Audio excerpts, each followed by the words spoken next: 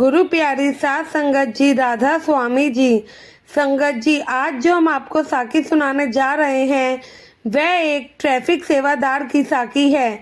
जिस सेवादार भाई ने संगत में किसी आदमी की कार को जहां वह लगा रहा था कहीं और लगाने के लिए कहा तो वह संगत का आदमी उसके साथ दुर्व्यवहार करने लगा और यहाँ तक कि उस सेवादार को उस भाई ने थप्पड़ तक का मार दिया, जो कि बिल्कुल भी गलत है।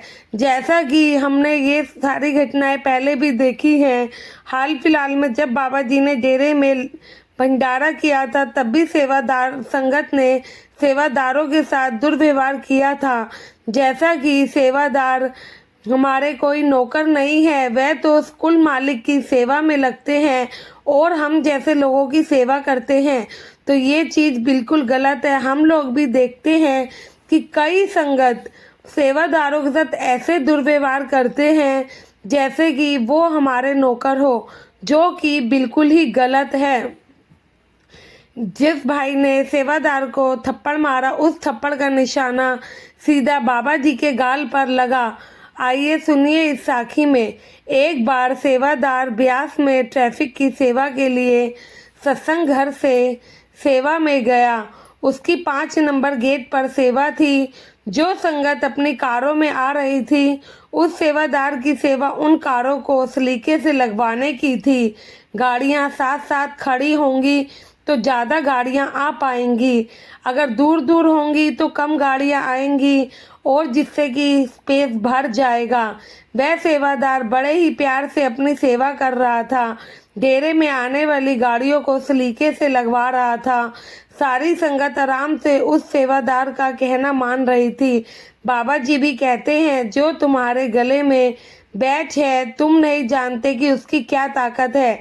सेवादार जिधर इशारा करते हैं संगत उधर ही चलती है। उस सेवादार ने संगत के किसी आदमी को अपनी गाड़ी सही तरीके से लगाने के लिए कहा। वह आदमी शायद पहली बार परिवार के साथ ब्यास आया हुआ था, सत्संगी भी नहीं लग रहा था। सेवादार ने उस भाई को गाड़ी पास लगाने के लिए कहा पर वह नहीं माना और उस सेवादार भाई के बार बार कहने पर भी उसने उनकी बात नहीं समझी और गुस्सा हुआ उन्हीं पर आग बबूला होने लगा। बोला कि तुम सेवादार 2 दिन के लिए ब्यास सेवा पर आते हो और आकर अपने आप को ऐसे समझते हो जैसे कि हम सब तुम्हारे ही कहने पर चलेंगे, हम जैसे लोगों को परेशान करते हो। ऐसे ही बहुत बातचीत चली और भीड़ भी हो गई और उस भाई ने आखिर में उस सेवादार को जोर से थप्पड़ मारा। तब उस सेवादार ने उसको उसकी मर्जी पर छोड़ दिया। बोला, भाई जो तेरी मर्जी वह कर ले, और सेवादार दोबारा अपनी सेवा करने में लग गया। कितना ही बुरा लगा होगा उस बेचारे को, लेकिन हमारे सदगुरु जानी जान है। यह बात किसी तरह से बाबा जी को पता लगी। अगले दिन बाबा जी ने उस सेवादार को अपनी कोठी में बुलाया। उस सेवादार से सारी बात पूछी तो सेवादार ने सारी घटना के बारे में सदगुरु जी को हाथ जोड़कर बताया मैंने तो कुछ नहीं किया, मैं तो आपके हुक्म के मुताबिक ही सेवा कर रहा था। फिर पता नहीं क्यों उसने मुझे फिर भी थप्पड़ लगाया, पर मुझे इस बात की कोई शिकायत नहीं है क्योंकि उस आदमी ने जो भी किया वह मैं उसका लाख बार शुक्र करता हूँ, क्योंकि इस वजह से मेरे को आपके पास खड़े होने का मौका मिला और आपके दर्शन करने का मौका मिला। इस पर सदगुरु जी फरमाते हैं, बेटा तुम चिंता मत करो, मैं तुम्हारी सेवा से खुश हूँ। तुमने अपनी सेवा को पूरे ईमानदारी से निभाया है, वो भी हुक्म में रहकर। उस आदमी ने जो तुम्हें थप्पड़ लगाया है, मैं उसकी इस बात से बहुत नाराज़ हूँ। असल में वह थप्पड़ उसने तुम्हारे गाल पर नहीं बल्कि मेरे गाल पर लगाया है। सदगुरु जी अपना लाल गाल दिखाते हुए बोले, यह देखो उस थप्पड़ के निशान जो कि मेरे गाल पर पड़े हुए हैं। बाबा जी की गाल पूरी तरीके से लाल हो गई थी और यह देखकर सेवादार भी काफ़ी चौंक गया। सेवादार भाई बाबा जी के चरणों में गिर गया और जोर जोर से रोने लगा। बाबा जी, मेरी गलती की वजह से आपको चोट लगी है, इसके लिए मैं आपसे हाथ जोड़ के क्षमा मांगता हूँ। बाबा जी बोले, बेटा तुम क्यों रो रहे हो, तुम्हारी तो कोई गलती नहीं है, तुमने तो अपनी सेवा ठीक ही की है। बाबा जी ने उस सेवादार को अपने चरणों से उठाया और गले से लगाया और उसे माला माल कर दिया।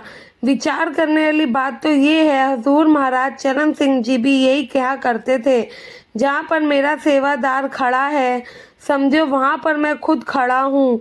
अगर तुम उसकी कोई बात का पालन नहीं करते तो समझो सदगुरु की कही बात को तुम अमल नहीं करते हो। क्या हम सेवादार का छोटा या बड़ा कहना नहीं मान सकते हैं? आखिर सेवादार जो भी है हमारी भलाई के लिए ही तो कहते हैं। डेरे की रक्षा सत्संग घर की रक्षा करना उनका फर्ज है। उनको जो ड्यूटी दी जाती है वो भी उसी की पालना करते हैं।